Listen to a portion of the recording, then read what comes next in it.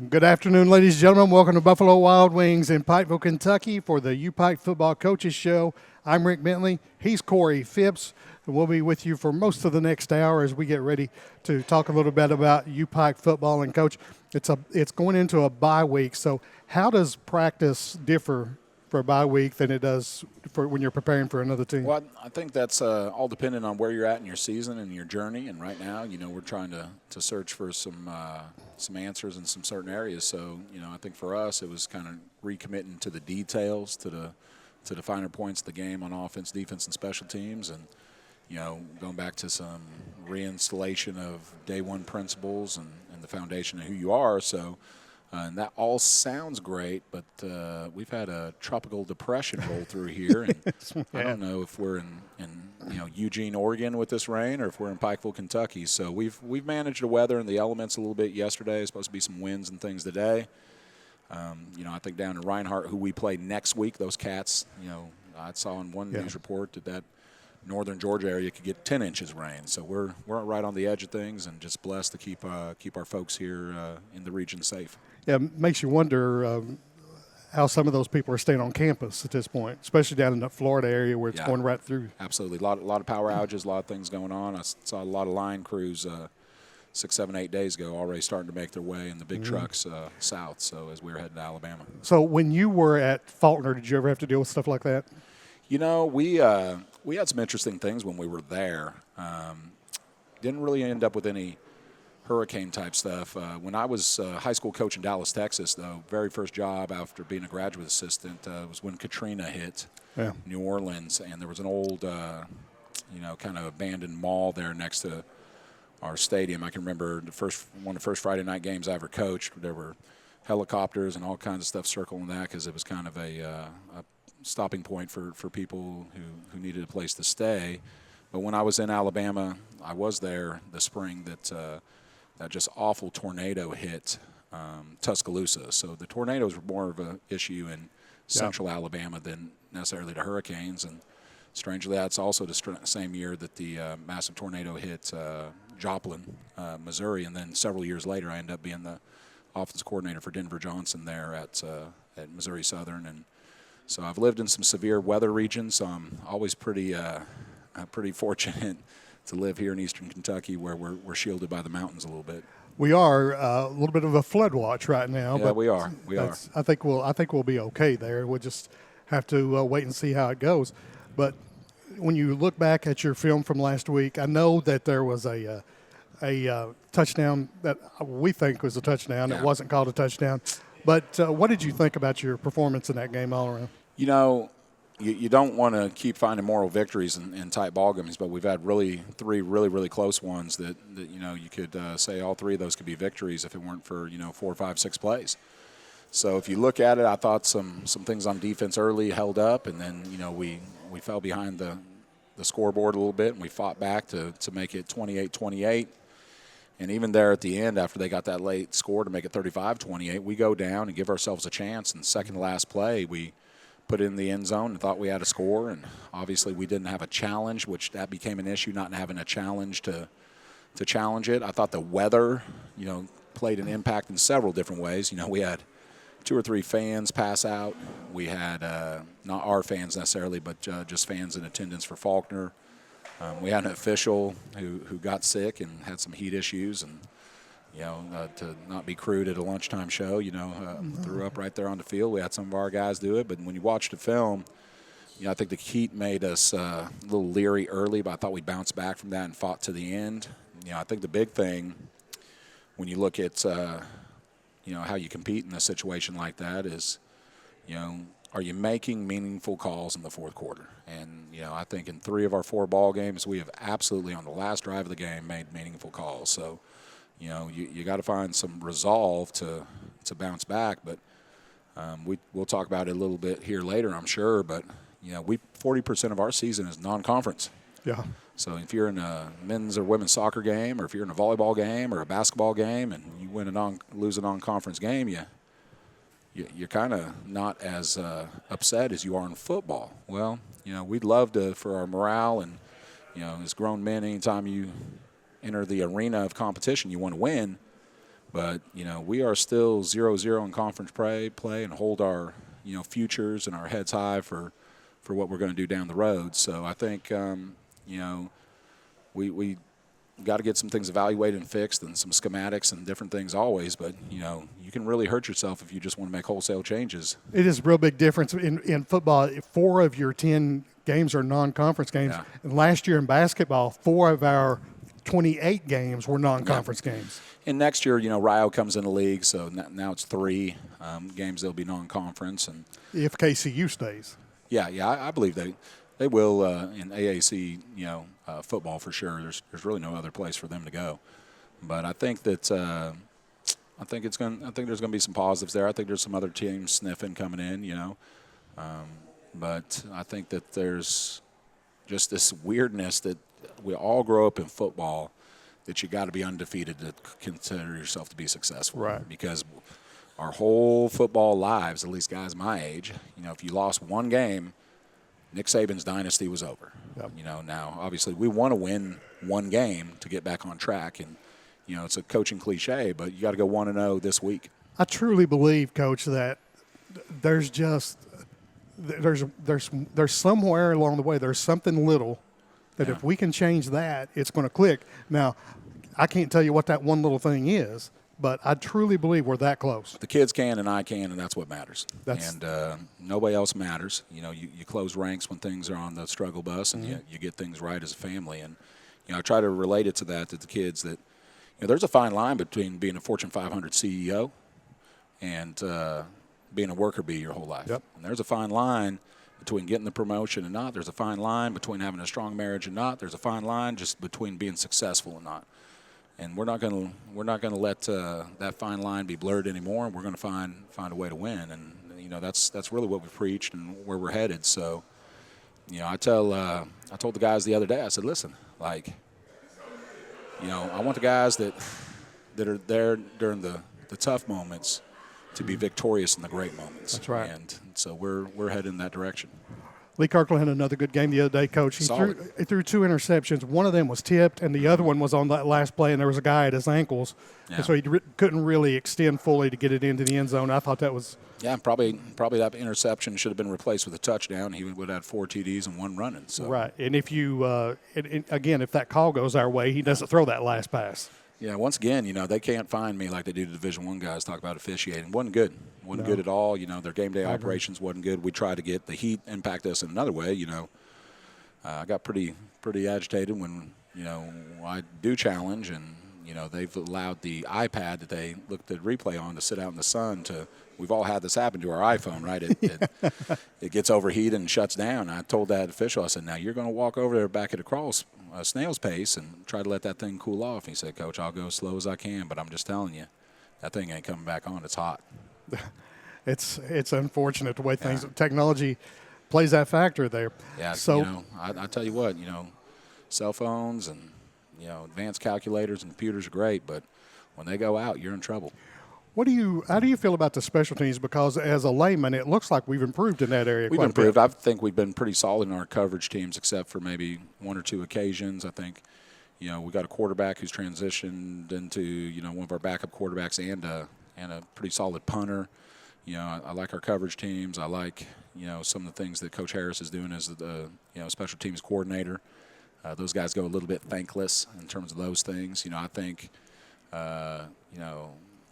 Shuff's kind of come on and replacement of an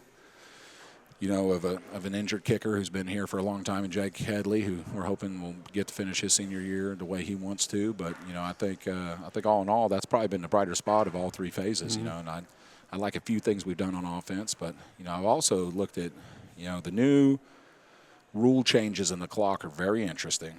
Offensive possessions are almost like NFL offensive possessions now.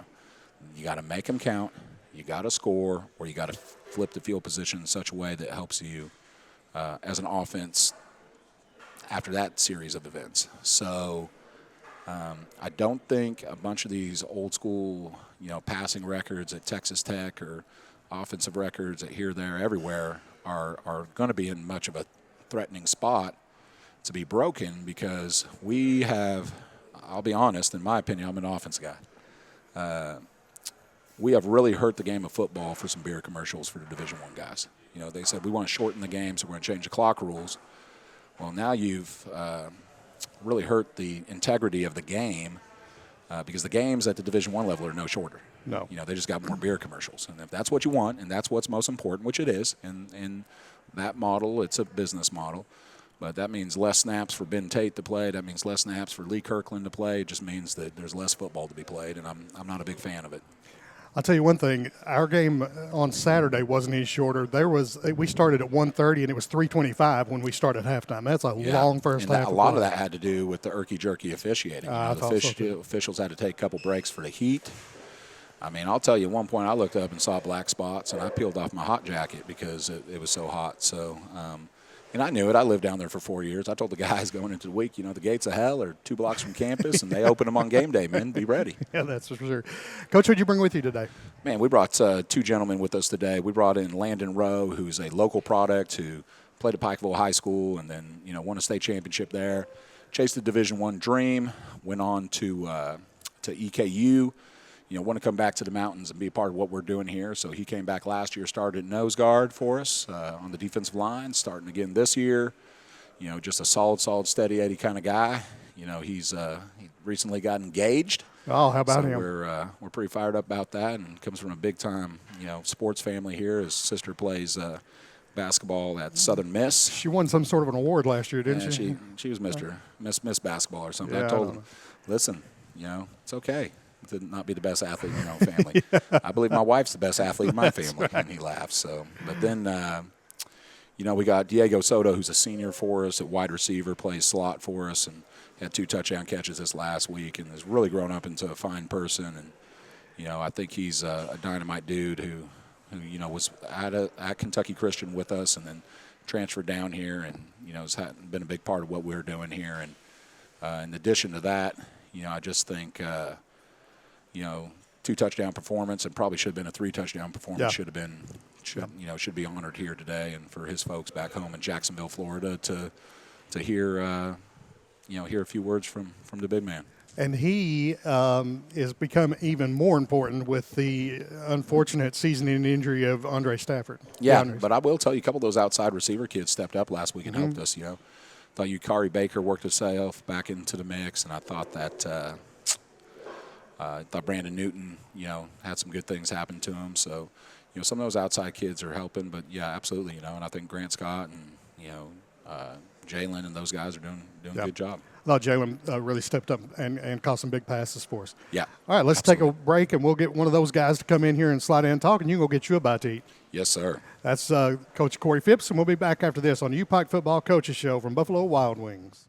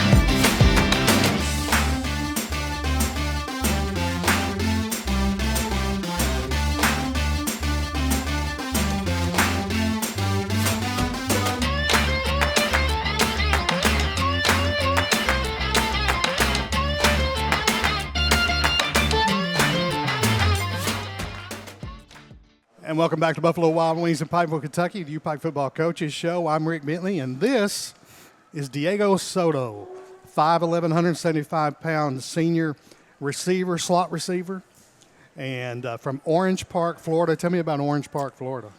Really, I'm from Jacksonville, Florida. Jacksonville? Top of North Florida, very top. Yep. As soon as you get into Florida.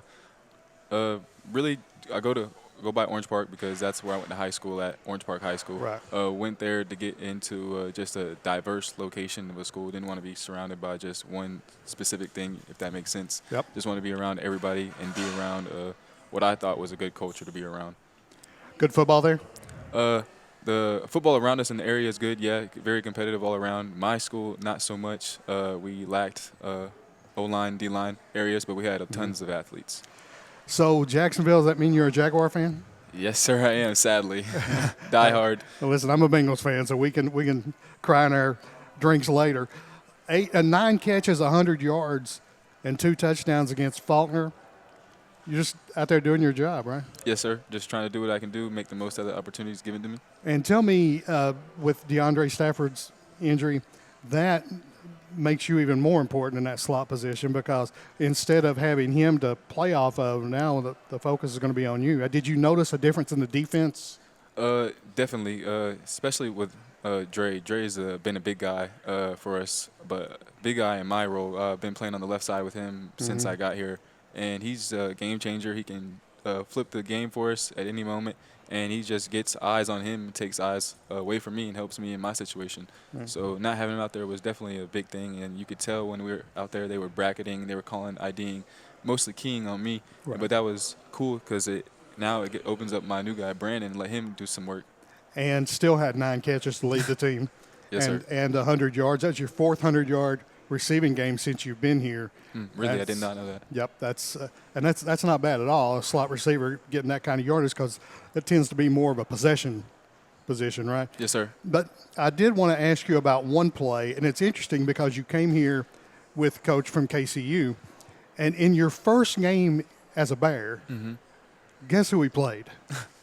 We played KCU, and you had a 98-yard touchdown catch. What do you remember about that play? I know it was a couple years ago. But all I can remember is us being backed up on our own goal line and Coach being in the huddle saying we got to make a play. And Lee was like, regardless of what coverage they're in, I'm going to throw it. So just run. And that's literally all I did is put my head down and lead through an unbelievable ball, split 2 defenders, and after that it was just off to the races. So it was it half the yardage on the pass, or did you kind of catch it and go? I'd say it was probably like a 35, 40-yard bump, and then the rest of that was just running after that. Lee's a pretty good quarterback. I mean, that's got to be fun when you know that he's going to be throwing the ball around and you got a pretty good shot at getting it thrown your way. Yes, sir. I'd say Lee's probably the best quarterback I've ever played with since I've started playing the game of football. And to have that at the highest level that I've been in, that's grateful for it. He might be the best quarterback in small college football. If you ask me, he's the best quarterback in the nation. I would not argue with that. So in your career, and on the season, 26 catches, 266 yards, 4 touchdowns. At this point, all of those numbers lead the team. Dre also has 4 touchdowns. You're tied with him and that, and unfortunately he won't be out there anymore, so you're probably going to lead the team in all of those categories. In your career, 99 catches. So the next one, I mean, 100, that's a big number. Sweet. That's a nice number right there. 1,160 yards and 13 touchdowns. Do you realize 13 touchdowns as you in easily within the top 10 for touchdown receptions in a career in school history? I did not know that. That's pretty good. That's a pretty solid career right there. Try to get that yards up to 2,000. Yep, that'd be nice. It really would. And I'll tell you right now, these numbers that you're putting up, those are numbers we look at when it comes Hall of Fame time. I mean, this is a big deal for you. And, of course, I feel safe in saying, I've been on that committee for 25 years. I feel safe in saying that Lee's a shoe-in. And with numbers like you're putting up and the rest of the season still to go, I mean, it's pretty special what you guys are putting together out there. Yes, sir. It's just something that we've been putting together for a long time, and God's just putting us in the right place and letting us execute opportunities given to us. Tell me about the Faulkner game, 9 catches, 100 yards, and I know that's probably as close to home as we're going to get. And maybe you had some people there, maybe you didn't, I don't know. But yes, sir. I had my mom and my stepdad come down. They're always there for that game. Usually I have more family come down, but it wasn't as easy for everybody to come this year. But it was a big time, a great time for me. I knew I had to step up in moments, especially with Dre going down, and then us being down running back with Amon. Reese went down with a quad injury. So actually my second touchdown, or my first touchdown, was I was at a running back, actually. And Phipps at first had called a run play. And I'm in the backfield, and he had to check out of it. He didn't want to. He didn't trust it. So he just ran a bullet pass out of the backfield into the open space where he knew I can make a play. just get it to you and let you do your thing, right? Yes, sir. I noticed that when we played Campbellsville first game of the season, you had some people there too because we were leaving about the same time, and I was waiting to speak to you, but I saw you were with family. I just let you go. So you had people come up from Florida then, I guess. Yes, it's the same people. My mom, my grandma, my stepdad, and my dad. They all came. They know it's my last year, last ride. And really, what's funny is that they all came to the first game because I have my bad shoulder as injury last year. So we really don't know when it's gonna pop again if it does go wrong. So they all wanted to make the first game just in case something did go bad. And luckily, I'm still here. I'm still in the game, still doing something. We got 6 more to go at least, so Yes, let's sir. take advantage of those. Tell me what you major in. Major in communications. Got any classes that you really enjoy going to? I enjoy your class, actually. And then my class with Miss Massner, I've had her like every semester. She's a phenomenal professor, always helps me out. She's one of the great people on this campus. I don't think Yes. there's any question about that. I teach a sport communication class. That's why I was asking him about that. He's in that class. I knew you'd play along with me on that there. We try to have some fun in there and try to talk a little bit It's about just sports. the first class I've had that I actually get to talk and communicate about sports and learn from it, especially from your point of view. And you've been in the game a long time. This is my 29th year at the school, so I was here for a while before we even started football. But what I'm trying to do now is just share my experiences with you guys and let you guys see what it's like. It's because this is so much fun to get to do this for a living. Yes, there's a lot of nights. Yes, there's a lot of weekends and all that stuff. But you just know that when you get into this profession, that's when they play games. Yeah. They don't play them 9 to 5 like most people work. So we try to get out and enjoy it. And I think that we're having a good time in that class. I hope you guys are having as much fun as I am. enjoy it. Like when you showed us the packet of all the stats that you've recorded since you started this, I thought that was awesome to do, especially seeing all the guys before me. Yeah, 47 pages of football stats that I brought to class with me one day. So we do a lot. We take a lot with us. So tell me, you've been around here for, I guess this is your 3rd year in Pikeville. Yes, sir. 3rd year. What do you, when you leave here, what do you think you'll take? What part of Pikeville will you take with you? I'll definitely take some the language that I got from here, like holler. Never heard of that. That's good. I'll take the family atmosphere outside of football.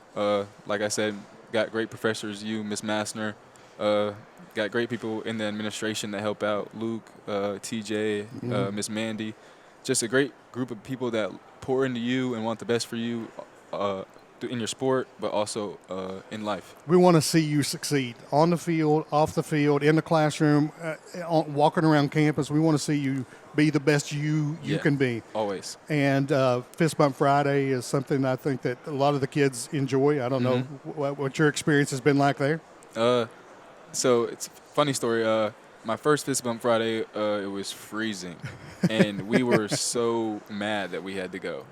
Me and my buddy, we were so mad that we had to go. But as soon as we got out there, I think the first kid that we opened the car door for popped out the door, gave us a fist bump, and was trying to like do Fortnite dances with us at the time. And it was just, he was lit up to see us, and it was a great thing to see, especially early in the morning. It brightened up my day from the moment on, and then it made me want to go the rest of the time. And it's crazy how you go to brighten their day, and they do that for you. So you guys, I know a lot of. I've never talked to a player. I talked to a lot of players like you. Well, I didn't really know if I wanted to do that. I didn't really think that'd be something I'd enjoy. But after the first time, you're sold. Yeah, especially because it's Friday. Fridays usually are for most football players. It's your day off because it's the day before the game, so you're trying to rest. So you don't want to get up early and see kids that aren't yours. But when you get there, it's so much fun. It's they're having a good time. You're having a good time, and you brighten their day. And then it's not even that long, and then you get to go about your day and do whatever you want to do. And then you're up and ready to go. You may as well just make the most of it, right? Diego Soto, he's our slot receiver, and he is a key to what we're doing offensively. Thank you for joining us today. Go enjoy your food, man. Thank you for having me. All right, brother. We'll be back after this with another Bear, and you're listening to the UPIKE Football Coaches Show here from Buffalo Wild Wings in Pikeville, Kentucky.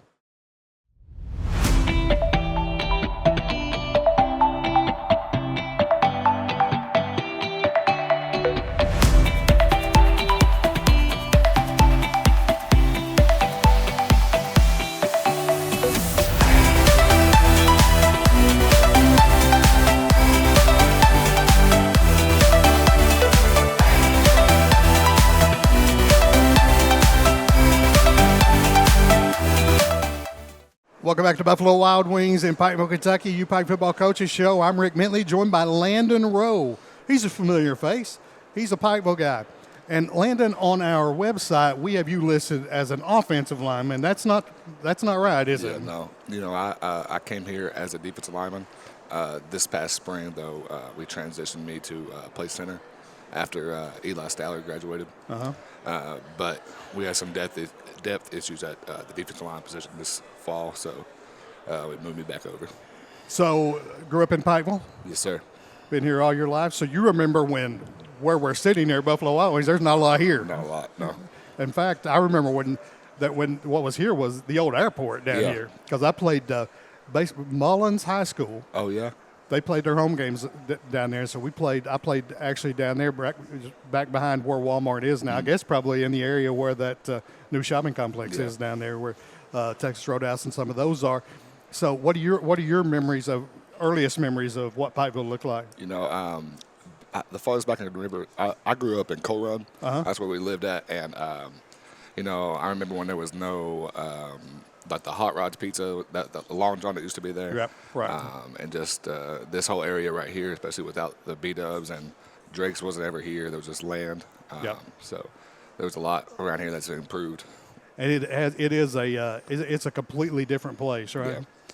7 tackles this year, 4 solos, but as a lineman, your job is to make sure that the linebackers can get to do their job, right? Absolutely. And you play nose, is that right? Yes, sir. So you said center, and then you moved to nose, so you're right in the middle of the line there either way, right? Yep, that's where I've always been. And you played at Pikeville High School. Yes, sir.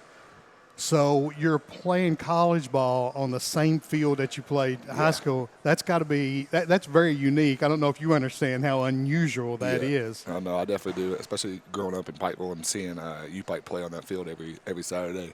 It was definitely an experience for me to be able to do that now. But so your sister is somebody that everybody knows. Yeah. She was Miss Basketball last year. It's got to be a source of pride for you and your family. And oh yeah, definitely. Coach said he gives you a hard time about not being the best athlete in your family, hey, man, but I'm not. Hey, she's done taking that.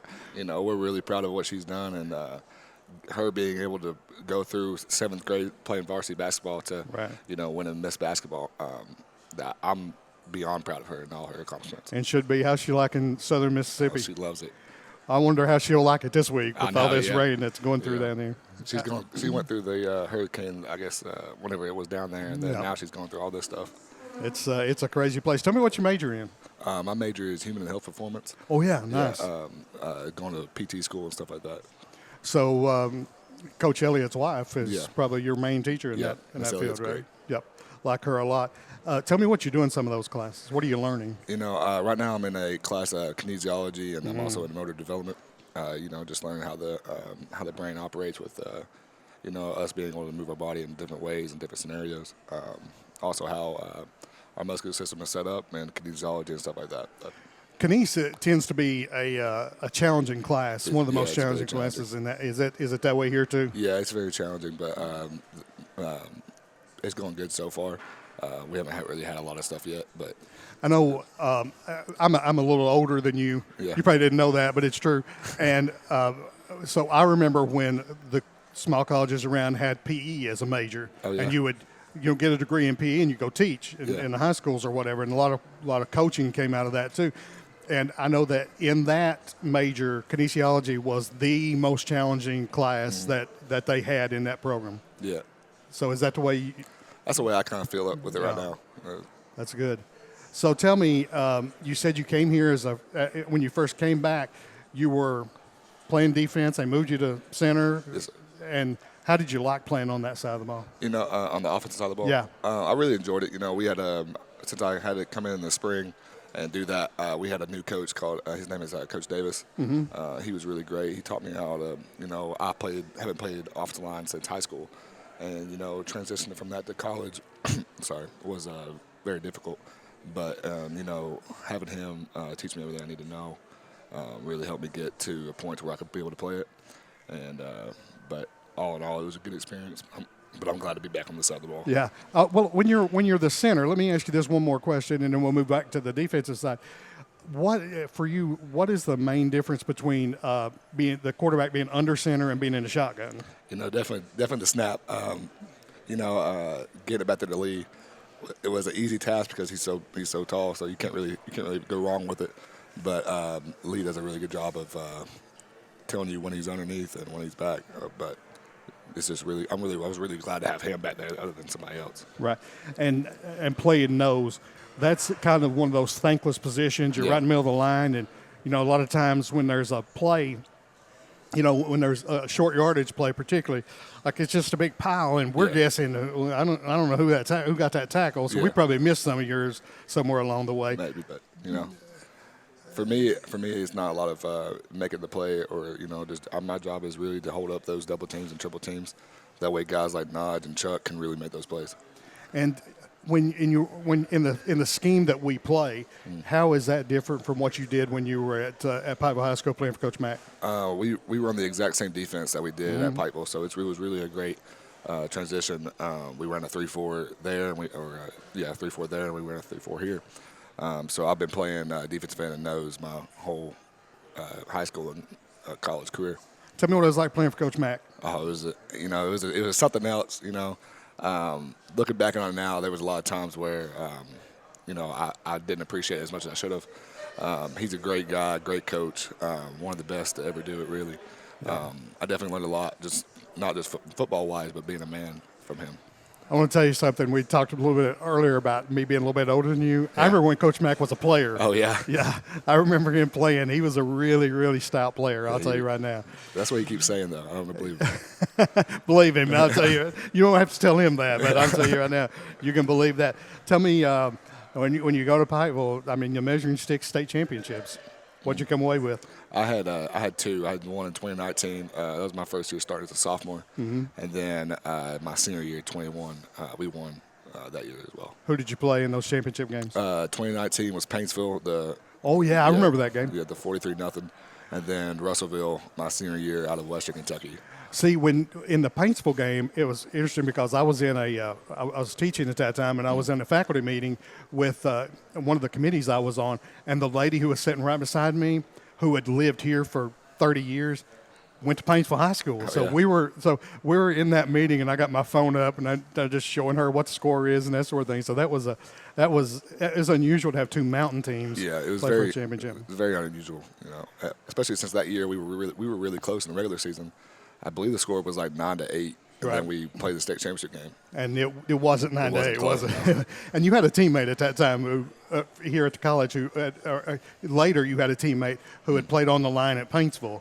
I wondered if you guys played against each other. Yeah, Parker Priest is the offensive lineman. Yeah, I played against him all through my high school career. He's a great guy. He's one of my good buddies. But yeah, it's fun having him here with me. I know that last year, I think that maybe it was the year before, Pikeville and Paintsville were getting ready to play a big game, and I noticed in the cafeteria one day he's got his Paintsville Letterman's jacket on, sitting with a bunch of Pikeville guys, and I thought that's probably not going to go well for him.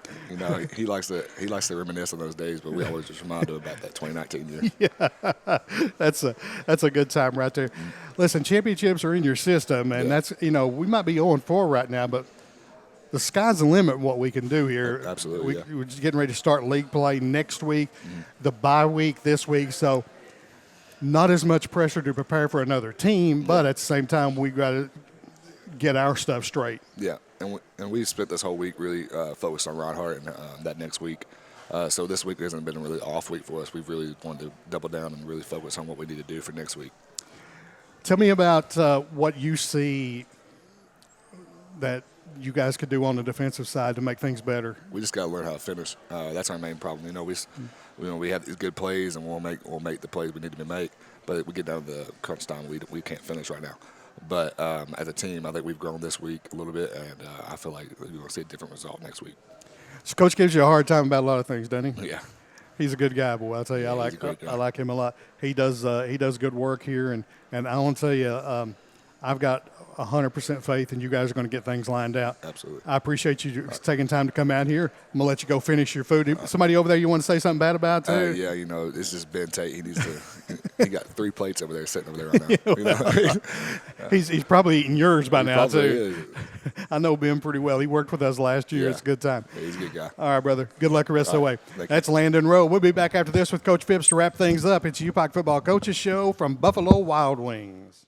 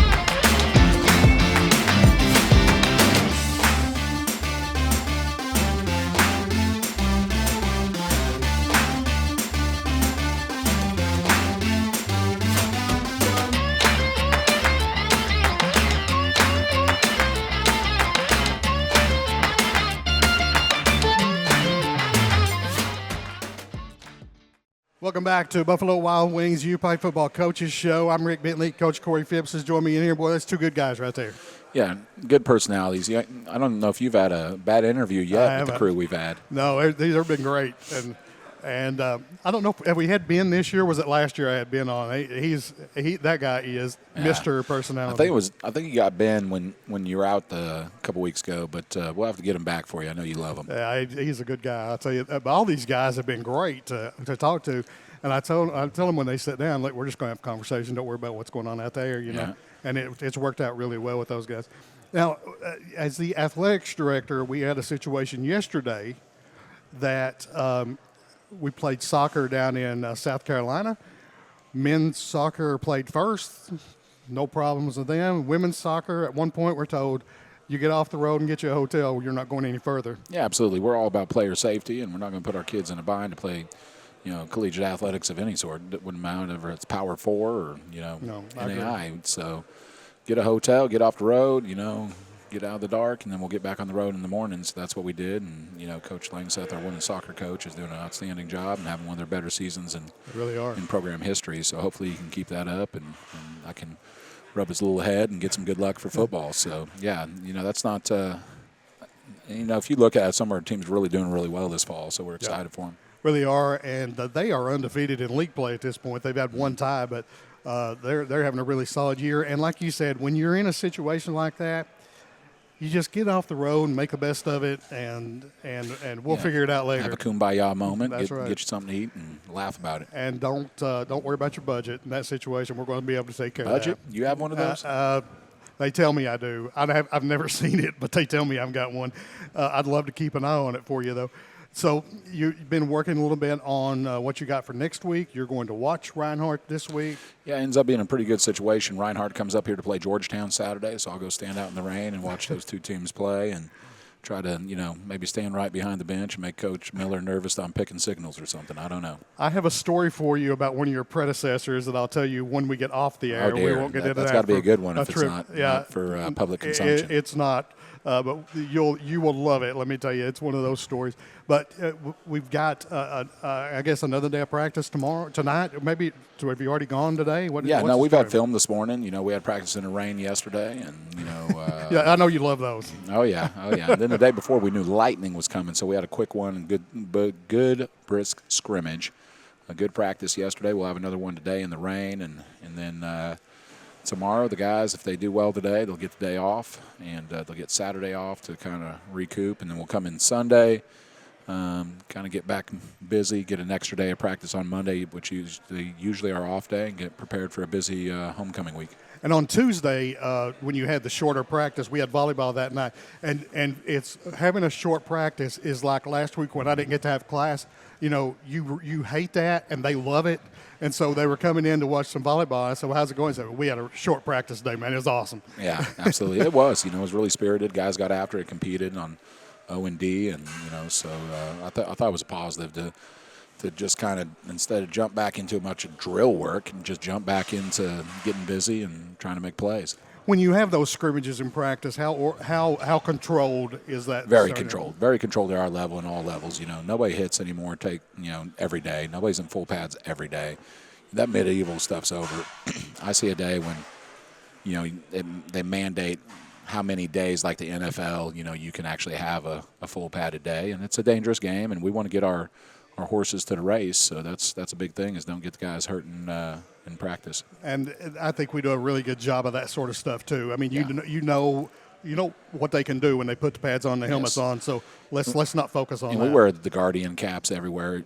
Everybody wears now. They're the big soft, spongy things that go over your helmet, and that's supposed to reduce concussions by 30%. And things can happen. We had a non-contact injury last week with a guy, and those things happen. But if you can limit it, the old days of the Junction Boys and Bear Bryant and withholding water and trying to crush people are just over. I remember when Bill Curry was at Kentucky, he was telling a story about when he played in Green Bay, and he played for Vince Lombardi. Yeah. And the way they dealt with head injuries was that they went out the next day in practice and had two guys who had a head injury just line up against each other, and they just butted heads. And now, knock it back into place. Huh? Yeah, Oof. That seems Coach kind Curry's of a tremendous human being, and he had the luxury of not only playing for Vince Lombardi but playing for Bear Bryant in college. That's pretty good. No wonder you're a decent coach when you've got that kind of background. You should be, right?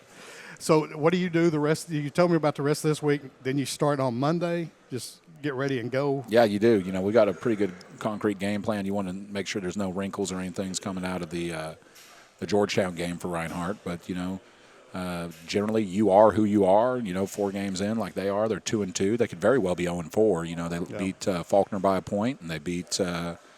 They beat Cumberland's in the last second play, so they could very well be 0-4, and they can come in, 3-2 or 2-3. But this has not been a place that program's been since Coach Cronick started the program. Dr. Cronick started, his son Drew Cronick took it over, and then James Miller took it from there when Drew went to Mercer as the head football coach.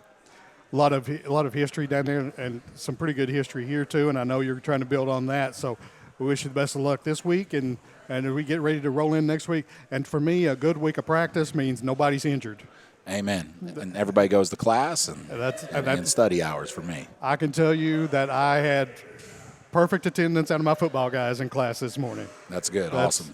Awesome. That's a good time. They're a good bunch. All right, Coach, let's wrap it up. Yes, sir. That's Coach Corey Phipps. So for Landon Rowe and for Diego Soto and for all of our crew here and our friends from Pike TV, thank you for watching the UPIKE Football Coaches Show. And until next week, I'm Rick Bentley, and we'll see you next week live from Buffalo Wild Wings in Pikeville, Kentucky. Come on and see us next week.